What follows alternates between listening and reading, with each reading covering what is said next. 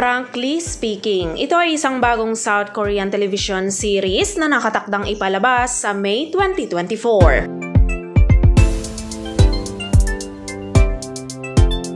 Frankly Speaking ay isang rom-com drama na magsasabi sa kwento ni Song Ki-bik na isang announcer na nagkaroon ng disorder na naging sanhi ng kanyang hindi napag-isipang mga salita.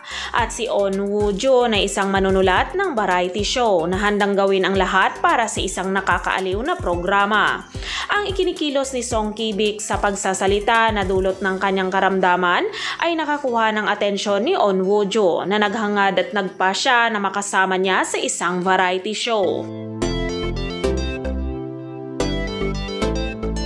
Si aktor Go Kyung-pyo ay gumanap bilang Song Ki-bik. Siya ay 33 taong gulang na isang sumisikat na announcer na namumuhay ng mahigpit sa mga patakaran at nagsumikap na bumuo ng isang malinis na imahe.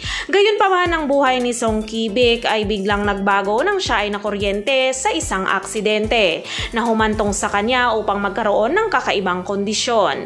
Siya ay nagiging hindi marunong magsinungaling o hindi niya mapigilan ang sarili na ilabas kung anuman ang nasa isip niya. Habang si actress Kang Ha-na ay gumanap naman bilang On Woo-jo. Siya ay isang masugid na manunulat ng entertainment na handang gawin ang lahat para sa isang nakakaaliw na programa. Si On Woo-jo ay isang variety show writer na may mahigit isang dekadang karanasan. Siya ay naharap din sa isang krisis dahil sa pagkansela ng kanyang palabas at kinikilala niya ang tunay na halaga ng entertainment nang si Song Ki-bik ay sumali sa kanyang programa. Samantala, si actor Joo Jong-hyuk ay gumanap naman bilang Kim Jong-hoon. Siya ay isang star entertainer at isang matagumpay na throat singer. Siya ay dating kasintahan ni On Woo-jo at kaklase ni Song Ki-bik sa high school.